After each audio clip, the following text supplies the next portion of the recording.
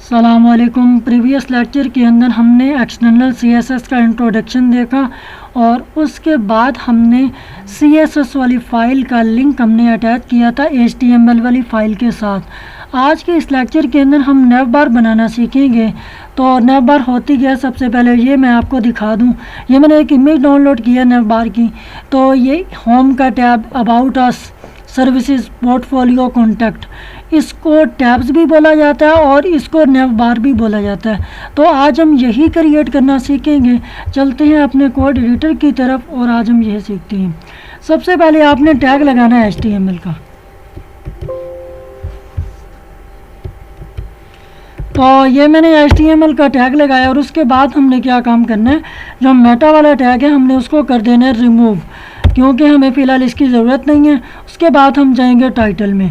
Title के अंदर आप कोई भी टाइटल दे सकते हैं। फॉर एग्जांपल मैं दे देता हूँ माई न्यू वेब। तो ये मैंने टाइटल दे दिया और उसके बाद हम आएंगे बॉडी में, क्योंकि हमने सारा काम जो करना है वो बॉडी के अंदर रह कर ही करना है।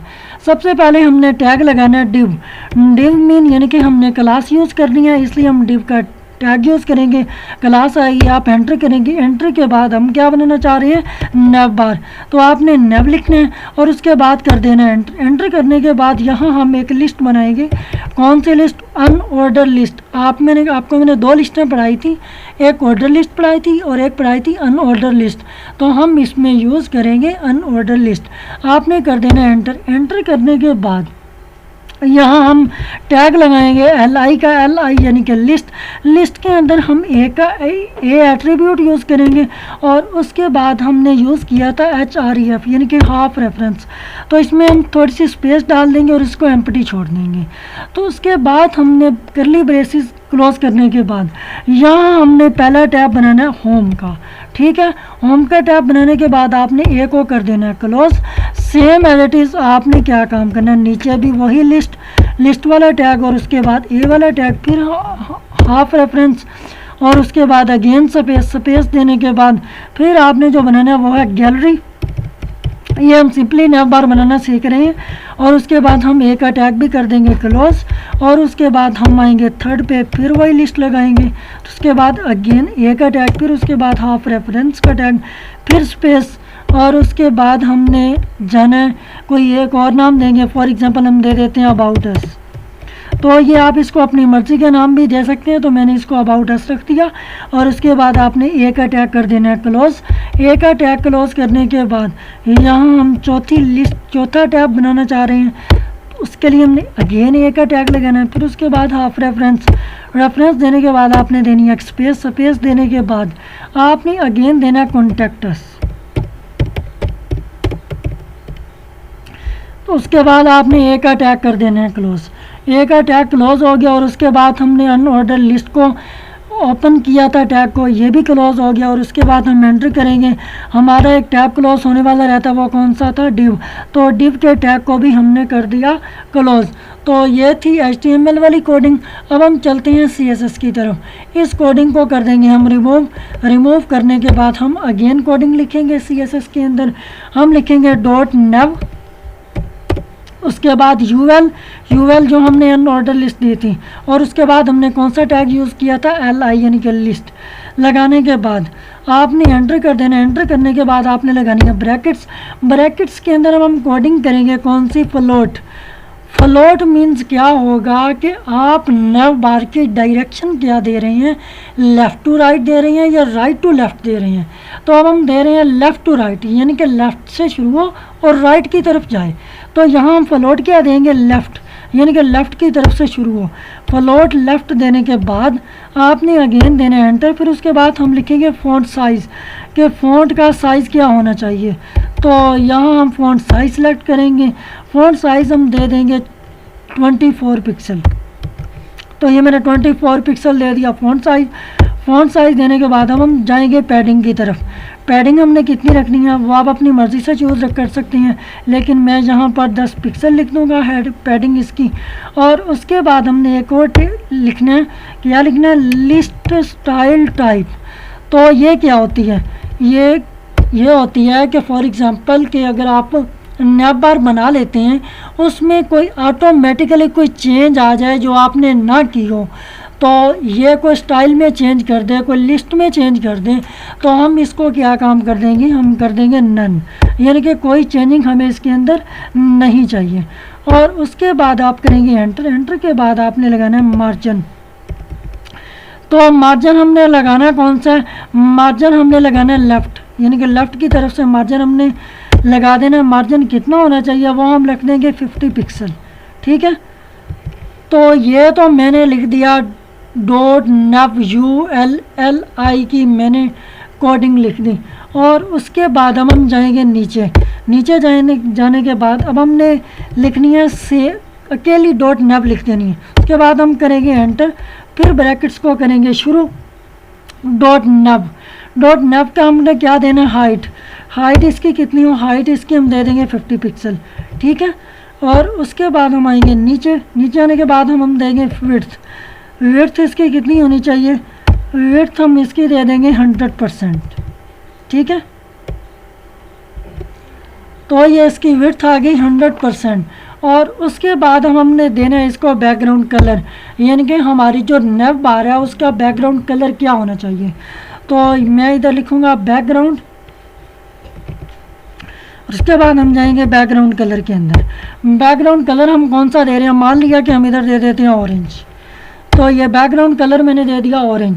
और उसके बाद अब हमने जाना एंटर करना है। और उसके बाद हम लिखेंगे .nev ए वाला जो हमने टैग यूज़ किया था उसको हम डिज़ाइन करेंगे।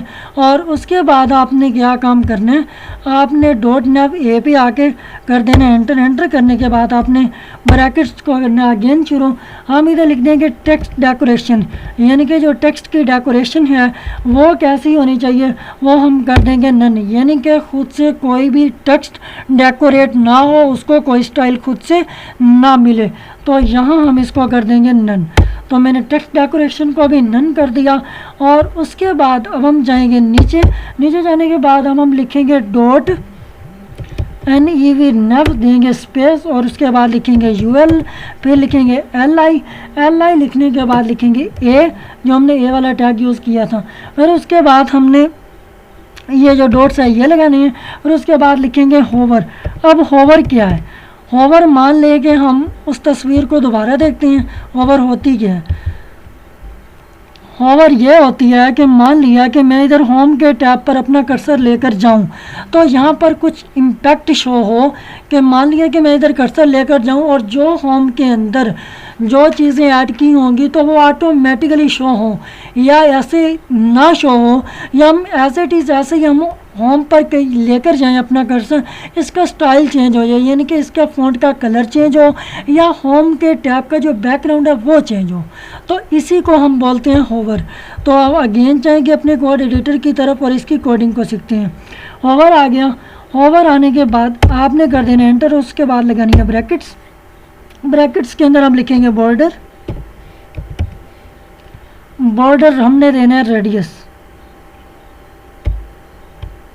तो ये बॉर्डर रेडियस आ गया। बॉर्डर रेडियस हमने कितना देना है, 30 पिक्सल, ठीक है, 30 पिक्सल हो। और उसके बाद हम देंगे स्पेस, फिर हम देंगे 0px हो गया। फिर उसके बाद हम देंगे 30 पिक्सल, फिर उसके बाद हम देंगे 0px। तो ये मैंने क्या काम किया, ये मैंने होवर को बॉर्डर रेडियस का स्टाइल दिया। फॉर एग्जांपल मान लिया कि हम इधर 20 पिक्सल या इधर 10 पिक्सल कर देते हैं, तो ये 0 पिक्सल और ये 0 पिक्सल और ये 30 पिक्सल हमने क्यों चूज़ किया। मान लिया कि जैसे एक इमेज होती है उसके चारों कॉर्नर्स होते हैं, तो इसी तरह हम इसके जो कॉर्नर्स हैं लेफ़्ट टू राइट, यानी कि इस तरह कर लें टॉप टू बॉटम, तो वो हमें क्या दिखे 30-30। और जो हमारी जो कॉर्नर्स हैं वो क्या दिखे, ये 0 और 0, यानी कि पैरेलल हमें दिखे 0 और 0, ठीक हो गया। उसके बाद हम देंगे एंटर। एंटर के बाद हम देंगे बॉर्डर बैकग्राउंड कलर, यानी कि जो होवर है उसका बैकग्राउंड कलर क्या होना चाहिए। मान लिया कि हम इधर दे देते हैं ब्लू, तो ये मैंने बैकग्राउंड कलर दे दिया ब्लू दे दिया। और उसके बाद करेंगे एंटर। और उसके बाद हम क्या करेंगे, जो कलर है टेक्स्ट का वो हम क्या कर देंगे, वो हम कर देंगे वाइट। वाइट करने के बाद, यानी कि ये हमारी एक्सटर्नल CSS वाली फ़ाइल की कोडिंग भी होगी कंप्लीट। अब हमने कंट्रोल ऐसे करना है इसको सेव करने के बाद अब हम HTML वाली फ़ाइल के साथ जाएंगे और टाइटल के बाद हमने देना है लिंक, क्योंकि हमने इसको लिंक भी तो करना है ना। अगर हम लिंक नहीं करेंगे तो फिर ये शो कैसे होगी हमारी CSS वाली स्टाइल, ये जो स्ट्रक्चर हमने तैयार किए हैं। HR ऑफ हाफ रेफरेंस में हमने ये जो CSS वाली फ़ाइल को नाम दिया था, हम यही नाम इधर लिखेंगे, मसूद डॉट CSS। तो ये मैंने लिंक भी ऐड कर दिया। पहले हमने CSS वाली फ़ाइल को सेव किया था, अब हम HTML वाली फ़ाइल को भी क्या कर देंगे, सेव करने के बाद अब हम करेंगे इसको मिनिमाइज़ और अपने कोड एडिटर की तरफ जाएंगे। अब आपने करना क्या, अब आपने ये करना है, ये जो ऊपर वाली कास्केडिंग स्टाइल शीट, अब आपने इस फाइल को कुछ नहीं कहना क्योंकि हमने इसको ऑलरेडी सेव किया हुआ है। आपने जो HTML वाली फ़ाइल है आपने इसको अब ओपन करना है। ओपन करने के बाद हम देखते हैं कि हमारी आउटपुट कैसी आई है। तो ये आप देख रहे हैं कि हमारी आउटपुट ये नेव बार, यानी कि ये जो फ्लोट हमने दिया था लेफ़्ट, ये लेफ़्ट से शुरू हो रही है और राइट की तरफ जा रही है। और उसके बाद ये जो होम है, अब जैसे मैं इस पर लेकर जाता हूँ, पहले टेक्स्ट का कलर क्या है, वो ब्लू है। जैसे मैं इस पर अपने कर्सर लेकर जाता हूँ, क्या होता है, टेक्स्ट का कलर हो जाता है वाइट और जो होम का कलर है, बैकग्राउंड है होम का, वो हो जाता है ब्लू।